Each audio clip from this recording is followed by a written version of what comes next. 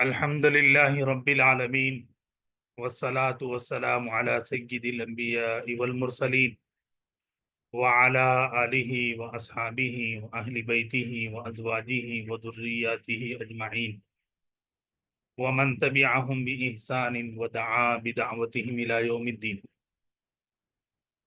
فقد قال الله تعالى في القرآن المجيد والفرقان الحميد: فأعوذ بالله من الشيطان الرجيم بسم الله الرحمن الرحيم فقرأوا ما تيسر من القرآن.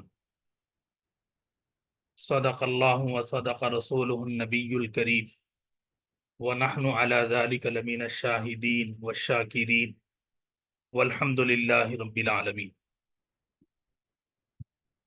الحمدللہ دعوت نماز سے متعلق جو فکر اور جو کوشش اللہ تبارک و تعالی نے شروع فرمائی اور جس کا سلسلہ الحمدللہ چل رہا ہے، اور نماز سے متعلق جو فکر اور جو ہماری توجہ ہے اس کے نتائج بھی الحمدللہ دیکھنے میں آ رہے ہیں۔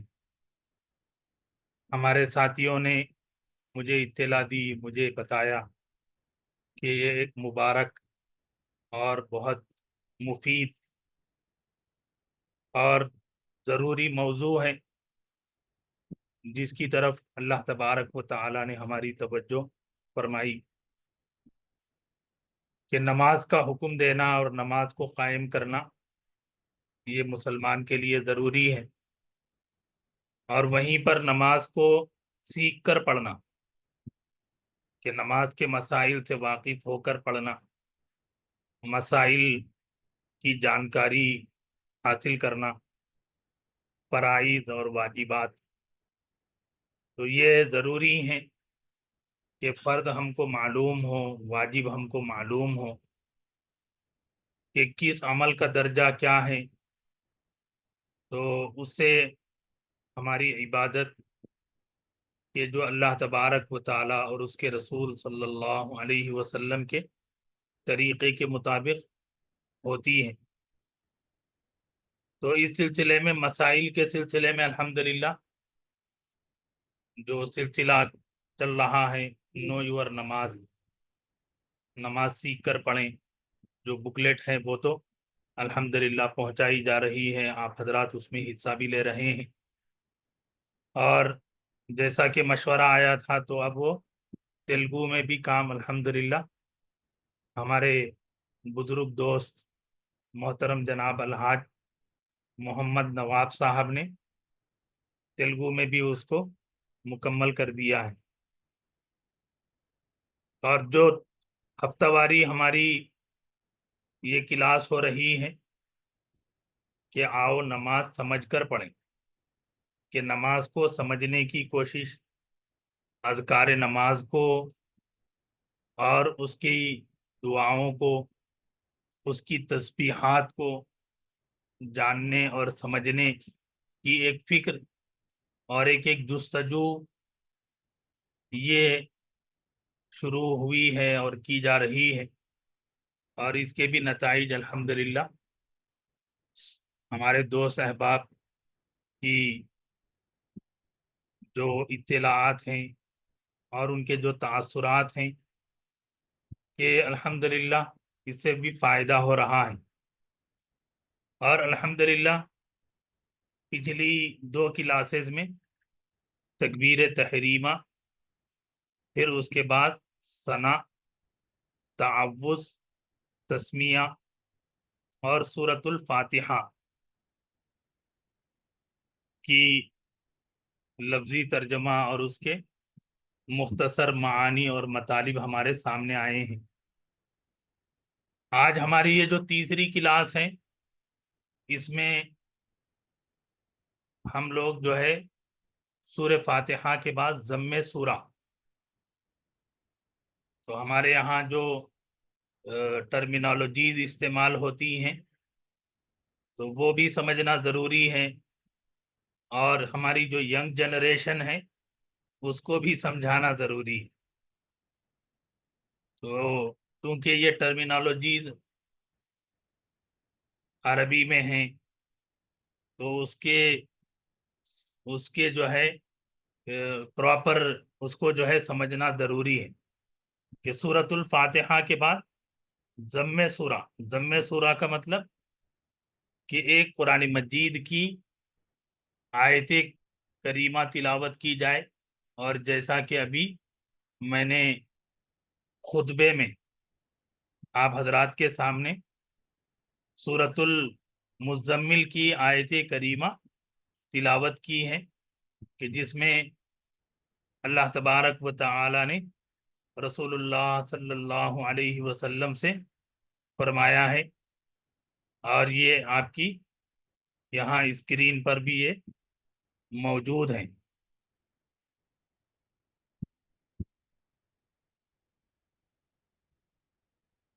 کہ اس سورہ مزمل کا یہ دوسرا رکوع ہے جس میں اللہ تبارک و تعالی نے فرمایا کہ فقرؤوا ما تیسر من القرآن، کہ آپ پڑھیں جو قرآن میں سے سہولت سے آسانی کے ساتھ آپ پڑھو جتنا تم کو آسان ہو قرآن میں سے. تو یہ حکم ہے. تو ضم سورہ کرنا جو ہے یہ ہم فرض نمازوں کی ابتدائی 2 رکعتوں میں اور سنت نمازوں کی 4 رکعتوں میں تو ضم سورہ کرنا ہوتا ہے. یہاں پر میں اس موقع پر ایک اہم نقطے کی طرف آپ حضرات کی اور ہماری توجہ مبذول کرانا چاہتا ہوں کہ سورہ فاتحہ کے بعد جو سورہ پڑھی جاتی ہے تو اس سلسلے میں مسنون طریقہ کیا ہے. کہ مسنون طریقے کا مطلب کیا ہے کہ رسول اللہ صلی اللہ علیہ وسلم سے نماز کی جو فجر، ظہر، عصر، مغرب اور عشاء کی نمازیں ہیں اس میں کیا کیا ضم سورہ ہم کو پڑھنا چاہیے. تو یہاں مسئلے کے اعتبار سے یعنی مسنون قرات، یعنی اللہ کے رسول صلی اللہ علیہ وسلم جو پڑھنا ہمارے لیے مسنون ہے کہ فجر کی نماز اور ظہر کی نماز میں جو ہے طوال مفصل، جیسا کہ میں نے ابھی آپ سے کہا کہ یہاں پر ٹرمینالوجیز کو ہمیں ذرا سمجھنے کی ضرورت ہے. یہ جو ٹرمینالوجیز ہم سمجھیں گے تو بات جو ہے ہمارے لیے آسان ہوگی.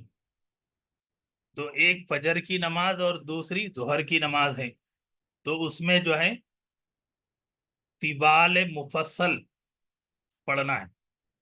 اچھا، طوال مفصل کس کو بولتے ہیں؟ تو یہ جو طوال مفصل کا مطلب ہوتا ہے یہ 26واں پارہ ہے اور یہ 26ویں پارے کے سورۃ الحجرات ہیں. 26واں پارہ سورہ حجرات کے سورہ حجرات یہاں 26واں پارے کے بالکل آخر میں یہ سورت ہے، یہاں پر شروع ہو رہی ہے یہ. تو اس سورہ کا نمبر ہے 49. تو سورہ حجرات سے لے کر یہاں سے لے کر یہ 30ویں پارے کے سورہ بروج تک، یہ سورہ بروج ہے.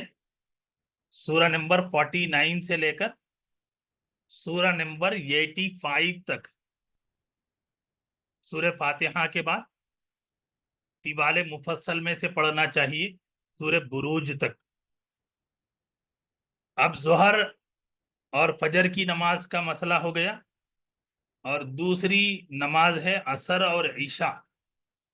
عصر اور عشاء کی نماز میں یہ سورہ بروج کے بعد سورہ طارق ہے. یہ ہے سورہ نمبر 86. تو 86 سے لے کر سورہ لم یکن تک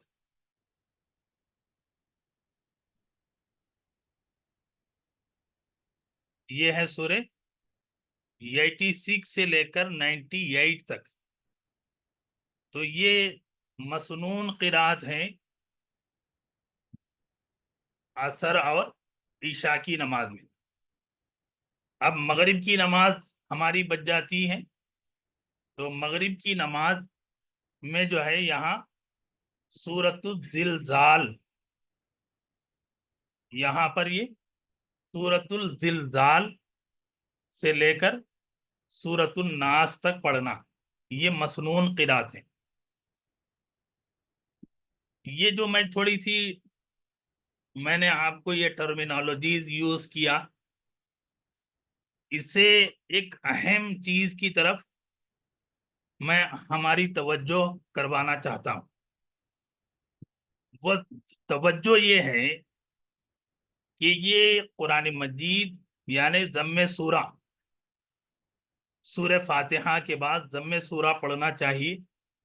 اور اس سلسلے میں مسنون جو قرات ہیں کہ فجر اور ظہر میں سورہ حجرات 26ویں پارے کے آخر سے لے کر سورہ بروج تک 30ویں پارے میں، عصر اور عشاء میں سورہ طارق سے لے کر لم یکن تک، اور مغرب کی نماز میں سورہ زلزال سے لے کر سورہ ناس کے میں سے ہم کو پڑھنا چاہیے. تو یہ مسنون قرات ہے. اب ہمارے یہاں کیا ہے، ہم ایک مسئلہ پوچھ لیتے ہیں کہ سورہ فاتحہ کے بعد منیمم کیا پڑھنا چاہیے. ہم مفتی صاحب سے پوچھتے ہیں کہ مفتی صاحب آپ بتا دیجئے کہ منیمم بتا دیجئے، آپ کہ منیمم پہ ہم آ جائیں گے کہ بھائی منیمم بول دیجئے کہ سورہ فاتحہ ہم نے پڑھ لی، اس کے بعد ضم سورہ ہم کو کرنا ہے، تو آپ منیمم ہم کو بتا دیجئے. اب مفتی صاحب کہتے ہیں کہ بھائی ایک بڑی آیت 3 چھوٹی آیتیں آپ پڑھ لیجئے سورہ فاتحہ کے بعد، تو یہ ضم سورہ کا بدل ہو جائے گا. سورہ فاتحہ کے بعد ضم سورہ پڑھنے کا جو حکم ہے وہ پورا ہو جائے گا. تو یہ جو منیمم پر ہم آئے ہوئے ہیں، تو یہ منیمم جو ہے ہمارے لیے اطمینان کی سرٹیفکیٹ بن گیا. ہم مطمئن ہو گئے کہ بھائی چلو ایک بڑی سورت ہم کو یاد ہے، ایک بڑی آیت ہے، وہ ہم نے پڑھ لی، ہماری نماز ہو گئی. 3 چھوٹی آیتیں ہم نے پڑھ لی، ہماری نماز ہو گئی، فتویٰ ہم کو مل گیا.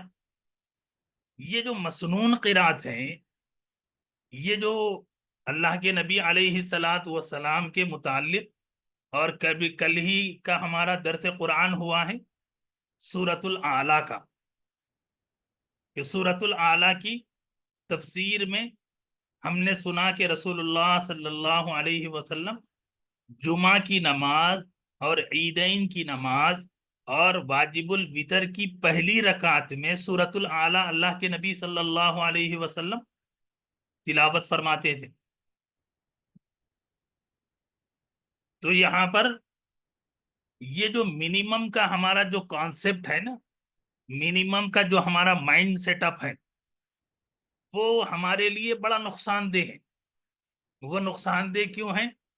اس لیے کہ بھائی انا آتینا پڑھ لو، اس کے بعد قل هو اللہ احد پڑھ لو، نماز ہو گئی.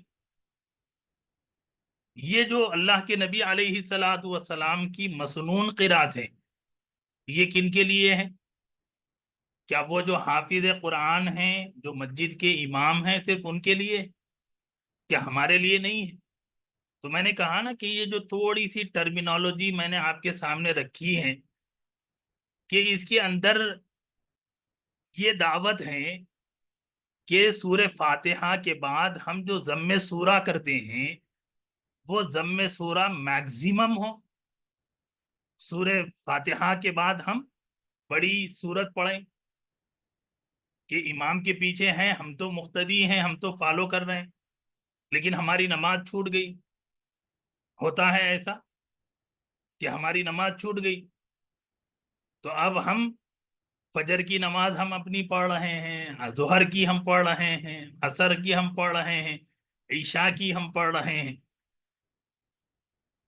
تو یہاں پر ایک دعوت اور ایک چھوٹی سی گزارش بندے کے طرف سے یہ ہے کہ یہ جو منیمم کی جو کانسیپٹ ہم نے بنا کے رکھا ہے اور منیمم کا جو مائنڈ سیٹ اپ ہم نے پروموٹ کیا ہوا ہے، اس کو ہمیں بدلنے کی ضرورت ہے۔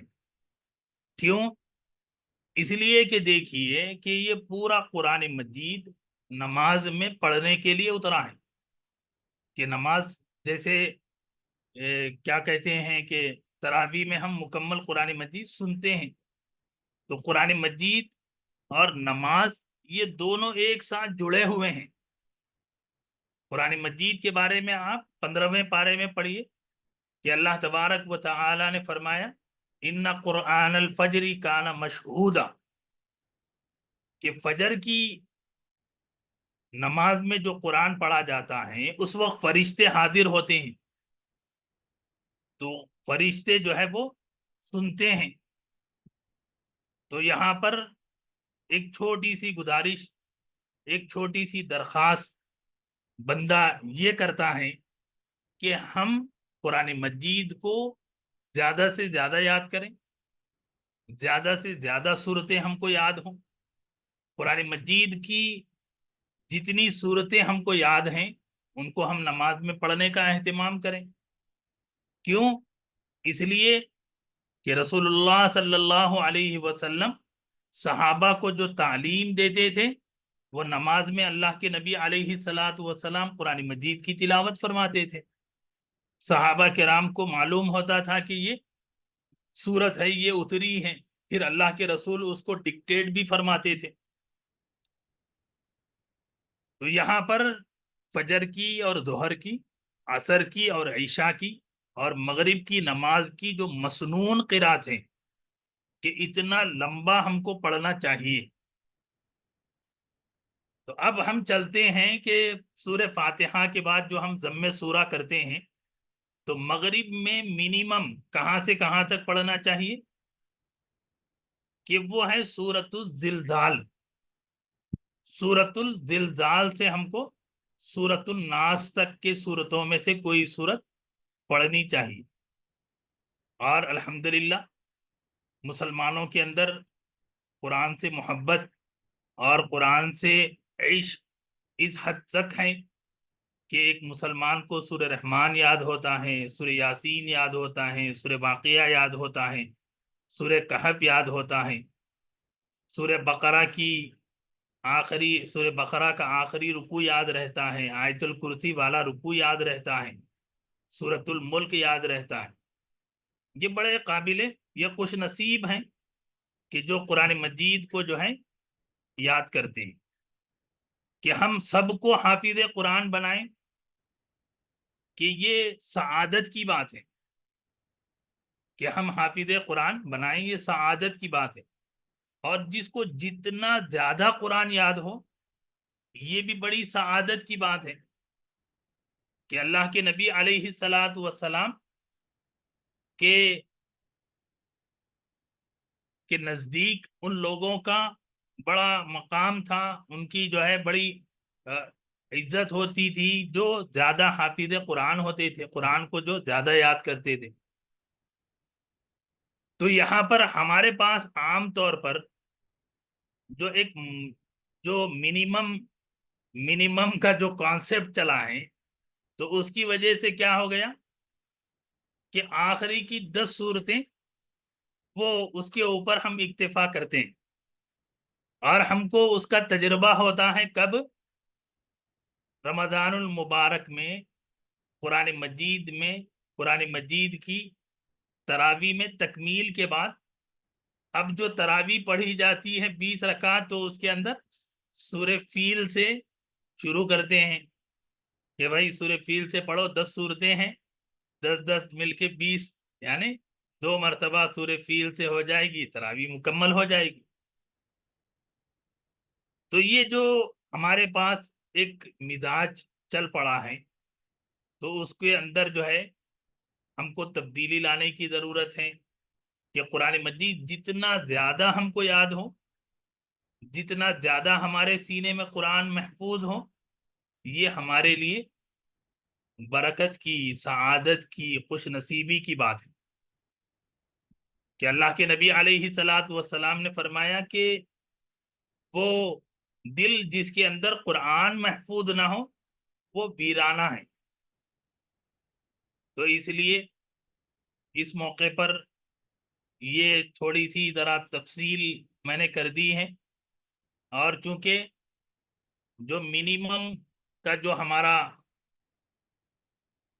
طریقہ کار ہے تو اس کو سامنے رکھ کر میں نے سورۃ الفیل سے ضم سورہ کے 10 صورتوں کا سمجھنے کا ایک کوشش کی ہے آپ حضرات کے سامنے۔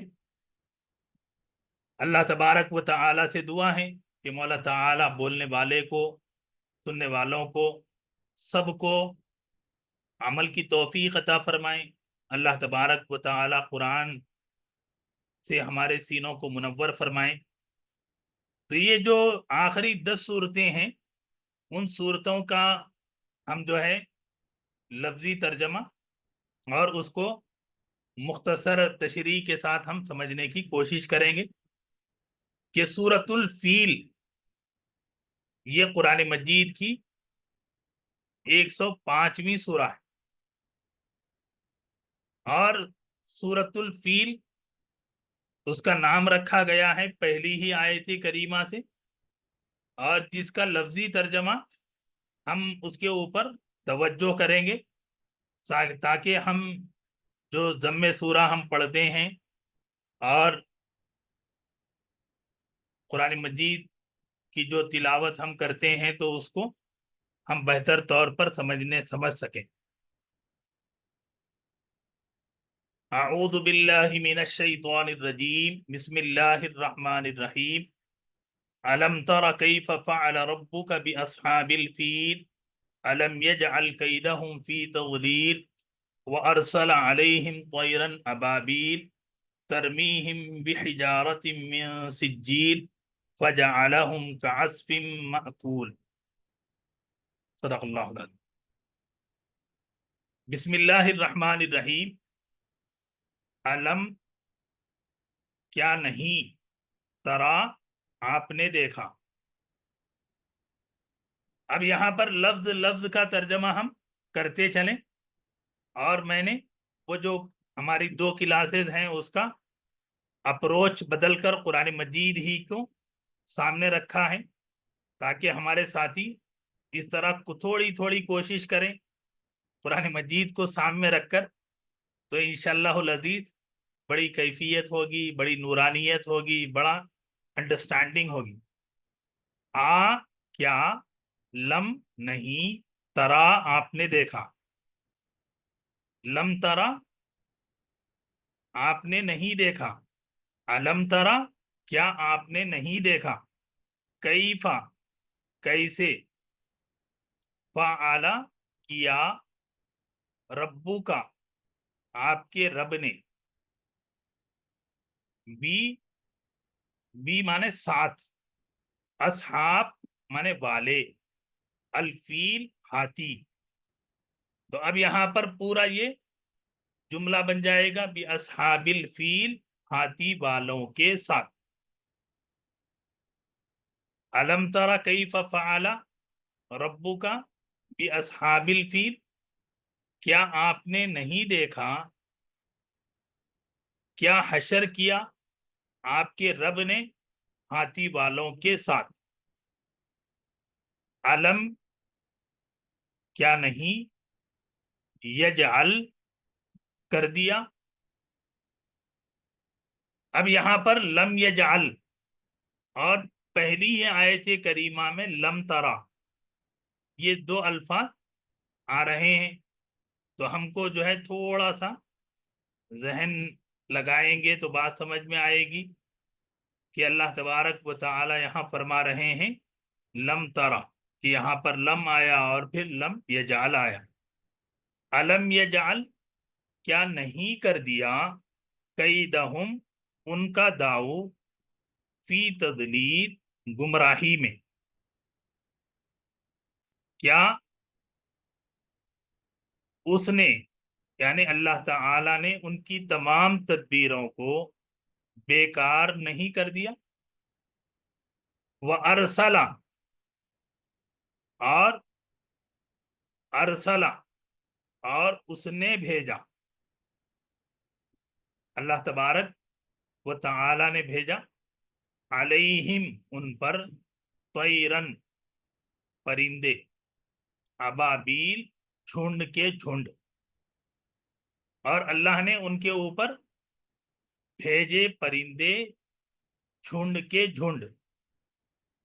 تو اب ہمارے یہاں عام طور پر مسلمانوں میں طیرن ابابیل معلوم ہے، فیل معلوم ہے، تو ایک لفظ اس آیت کریمہ میں ہم کو ارسلہ، اور ارسلہ مانے بھیجا، اور اسی سے لفظ ہے رسول، اسی سے لفظ ہے رسول، مرسلین۔ تو ارسلہ اور اس اللہ نے بھیجا، علیہم ان کے اوپر، طیرن ابابیل پرندے جھنڈ کے جھنڈ، ترمیہم وہ پھینکتے ہیں، ترمیہم وہ پرندے پھینکتے ہیں، بحجارتن کنکریاں، من سجیل پکی ہوئی مٹی کے،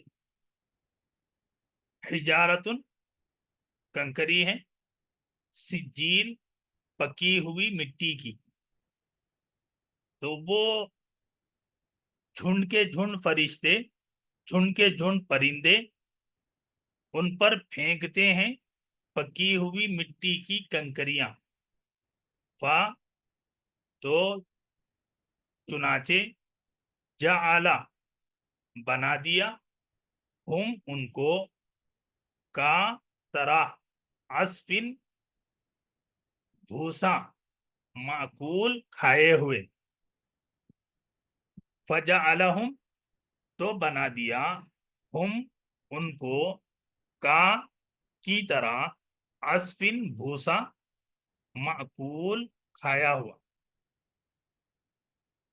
اب یہ 5 آیات کریمہ ہیں، اور جس کا ترجمہ ہم دیکھتے ہیں کہ الم تر کیف فعل ربک باصحاب الفیل، کیا آپ نے نہیں دیکھا کہ آپ کے پروردگار نے ہاتھی والوں کے ساتھ کیا برتاؤ کیا، الم یجعل کیدہم فی تضلیل، کیا اللہ نے ان کی چال کو ناکام نہیں کر دیا، وَأَرْسَلَ عَلَيْهِمْ طَيْرًا أَبَابِيلَ اور ان پر پرندوں کے جھنڈ بھیج دیے، ترمیہم بحجارۃ من سجیل جو ان پر پکی ہوئی مٹی کی کنکریاں پھینک رہے ہیں، فجعلہم کعصف مأکول چنانچہ ان کو کھائے ہوئے بھوسے کی طرح کر ڈال۔ تو یہ سورۃ الفیل ہے، اور یہ سورۃ الفیل، اس کے اندر آپ غور کریں گے کہ 5 آیات کریمہ میں کہ بہت سے الفاظ وہ ہیں جو الحمدللہ ہم کو معلوم ہیں، کچھ الفاظ ہیں جو ہم کو معلوم نہیں ہیں، تو ہم تھوڑی سی کوشش یہ کریں کہ قرآن مجید لے کر کے جو الفاظ کے معانی ہم کو معلوم نہیں ہیں اس کو ہم انڈر لائن کر لیں، اور اس کے اوپر تھوڑی سی توجہ دیں، تو پھر ہمارا جو نون ووکیبلری ہے، ہمارے جو معلوم الفاظ ہیں وہ اس میں شامل ہو جائیں گے۔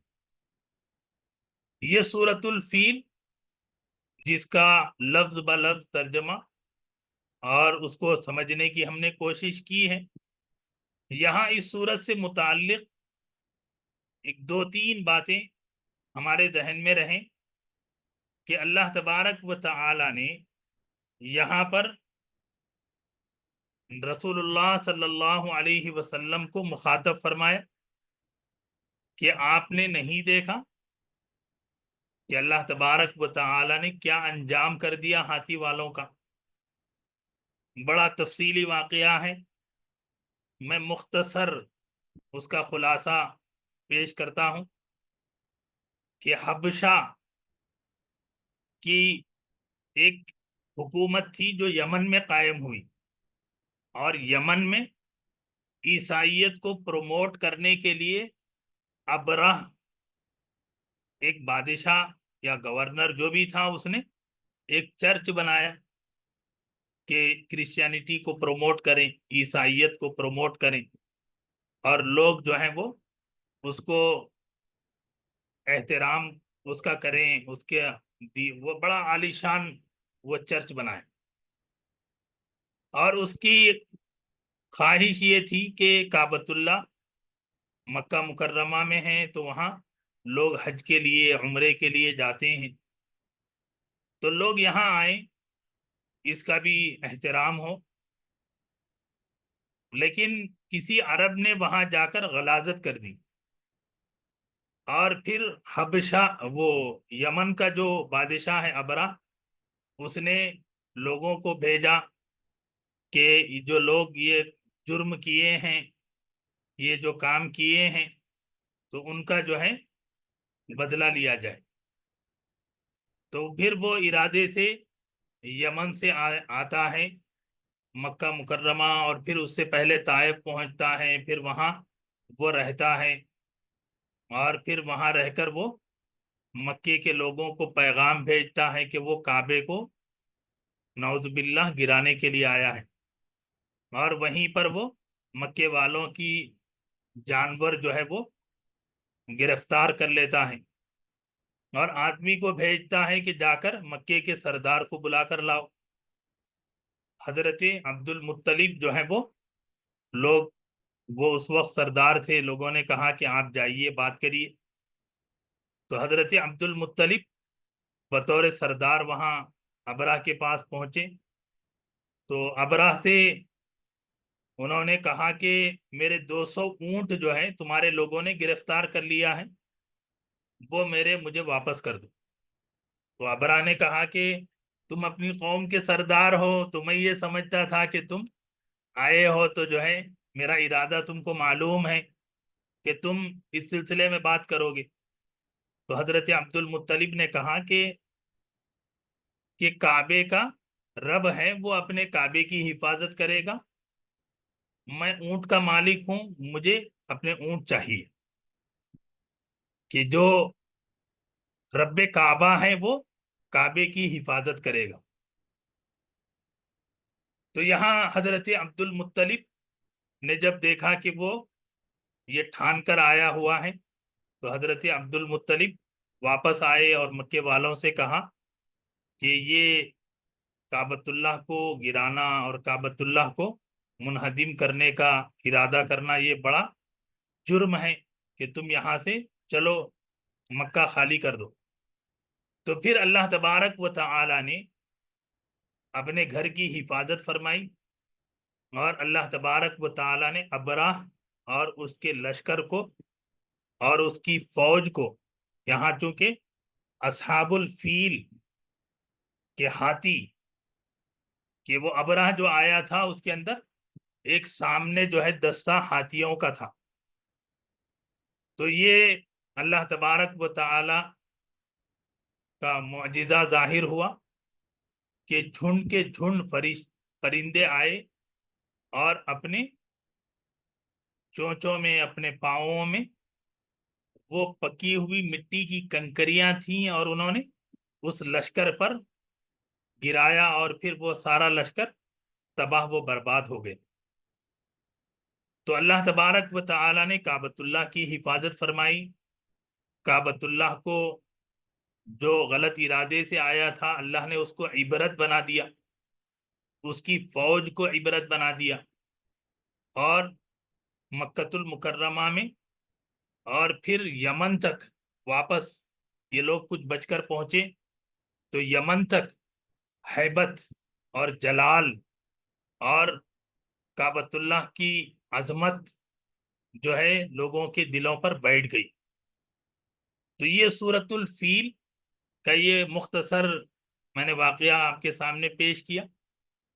یہاں پر اللہ تبارک و تعالی نے کہ یہ جو واقعہ ہوا ہے، یہ واقعہ رسول اللہ صلی اللہ علیہ وسلم کی ولادت مبارکہ ہوئی ہے ربیع الاول کے مہینے میں۔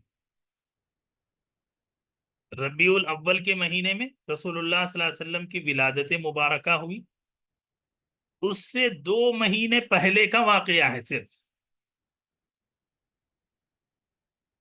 یعنی محرم میں یہ ابرہ کا واقعہ ہوا، اور سفر ربیع الاول میں رسول اللہ صلی اللہ علیہ وسلم کی ولادت مبارکہ ہوئی۔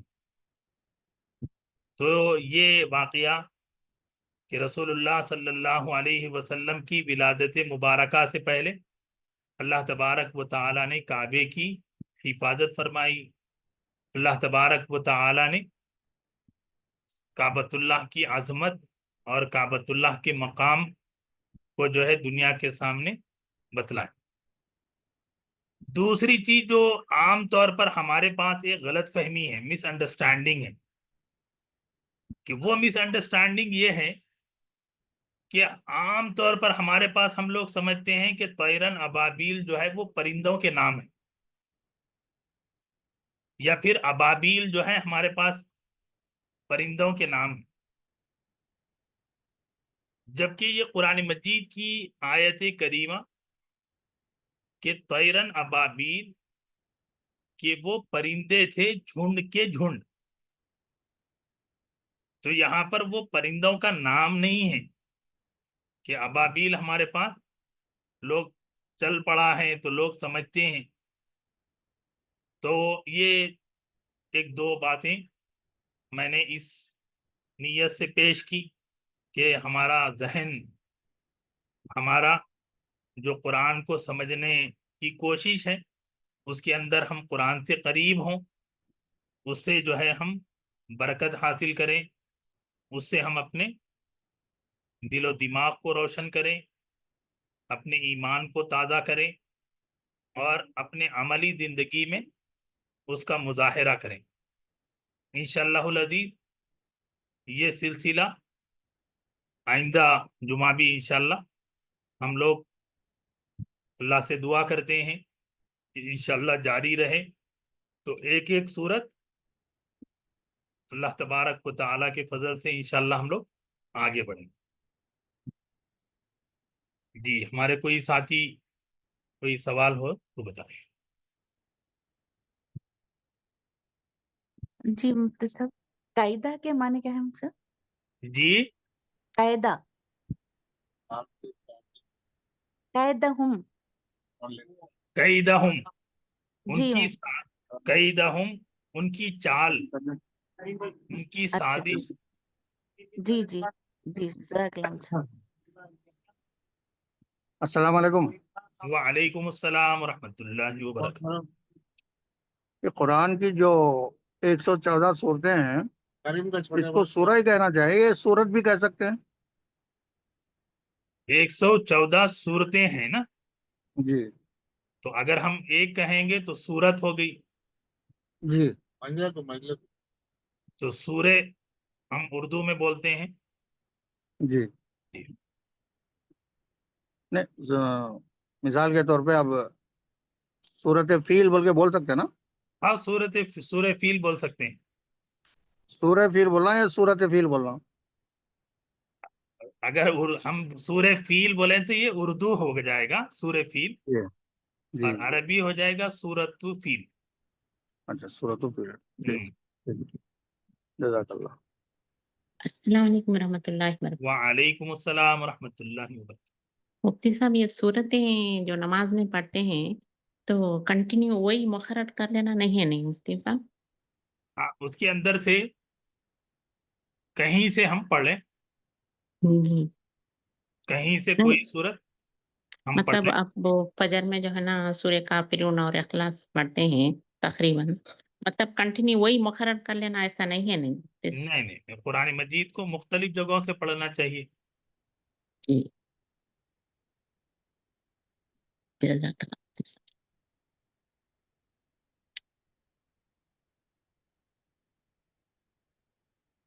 چلیے جی جی فرمائیے. جی سورۃ الفیل مصحف یہ مرکب اضافی قرآن ہے اپنا مضاف اور مضاف الیہ. جی ہاں مضاف اور مضاف الیہ. جی جزاک اللہ عنہ.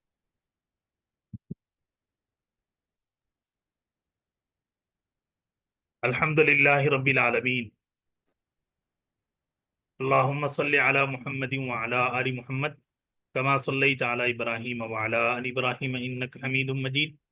اللہم بارک علی محمد وعلی آل محمد کما بارکت علی ابراہیم وعلی آل ابراہیم انک حمید مجید.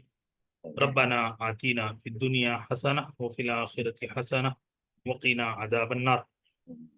ربنا لا تزغ قلوبنا بعد اذ ہدیتنا وہب لنا من لدنک رحمہ انک انت الوہاب. اے مولا تعالی ہماری نماز اے مولا صحیح فرما دیجیے. اے مولا ہمیں قرآن مجید سے تعلق اور محبت عطا فرما دیجیے. اے مولا تعالی جو یہ کوشش آپ نے شروع فرمائی ہے اے مولا اس میں اخلاص عطا فرمائیے. اے مولا اس کو قبولیت عطا فرمائیے. اے مولا اس کو مفید فرما دیجیے. اے مولا اس کو ذریعہ فرما کر اے مولا دنیا اور آخرت میں اے مولا کامیابی عطا فرما دیجیے، خیر عطا فرما دیجیے، بھلائی عطا فرما دیجیے. اے مولا ہر طرح کے شر سے، ضرر سے، آفت سے، کلفت سے، مصیبت سے، ہر طرح کے زیغ و ضلال سے اے مولا حفاظت فرما لیجیے. اے مولا کریم جو کوشش اے مولا جو ٹوٹی پوٹی محنتیں بندے کی آپ لے رہے ہیں مولا اس کو قبول بھی فرما لیجیے. اے مولا اس کو ذریعہ نجات بھی فرما دیجیے. اے مولا تعالی ہمیں اور سارے مسلمانوں کو اسلام سے، قرآن سے، مسجد سے، رسول اللہ صلی اللہ علیہ وسلم سے جوڑ دیجیے. اے مولا تعالی حرمین شریفین کی حفاظت فرمائیے. اے اللہ مسجد اقصی کی حفاظت فرمائیے.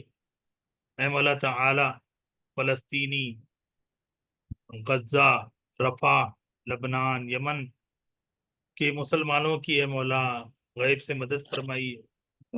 اے مولا حفاظت فرمائیے. اے مولا جہاں کہیں مسلمان مظلوم ہیں اے مولا ان کی دستگیری فرمائیے. اے مولا کریم ہم کمزور ہیں، ناتواں ہیں، لیکن آپ کریم ہیں. اے مولا کرم کا معاملہ فرمائیے، عافیت کا معاملہ فرمائیے، فضل کا معاملہ فرمائیے. اے مولا کریم ہمارے والدین کی عمروں میں برکت عطا فرمائیے. اے مولا تعدیر ان کا سایہ ہمارے سروں پر قائم اور باقی رکھیے. اے مولا کریم جن کے والدین مرحوم ہو چکے ہیں مولا انہیں کروٹ کروٹ جنت نصیب فرمائیے، ان کے درجات کو بلند فرمائیے.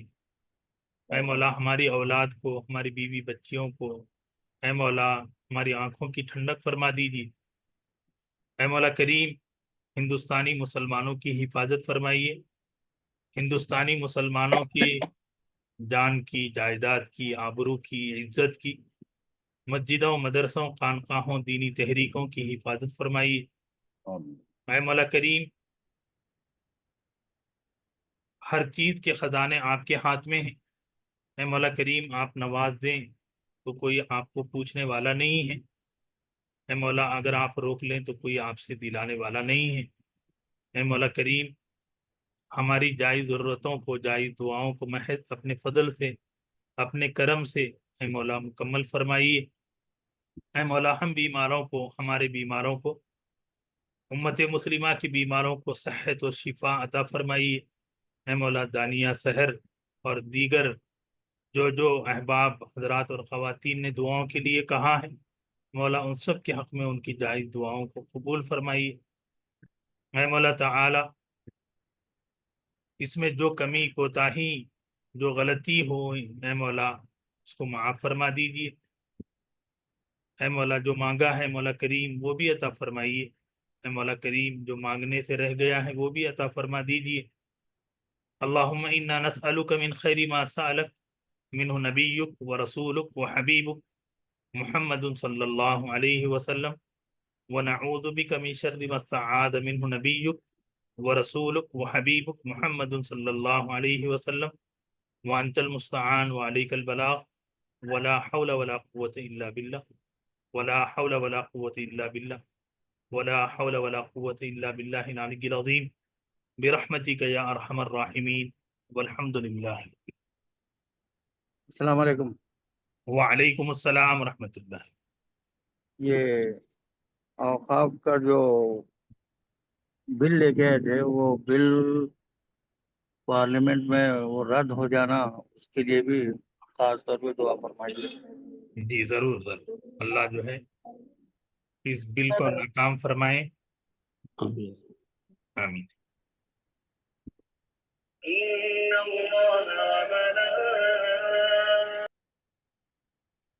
سبحان اللہ وبحمدہ سبحانک اللہم وبحمدک نشہد ان لا الہ الا انت ونستغفرک ونتوب الیک. السلام علیکم ورحمۃ اللہ وبرکاتہ. وعلیکم السلام ورحمۃ اللہ.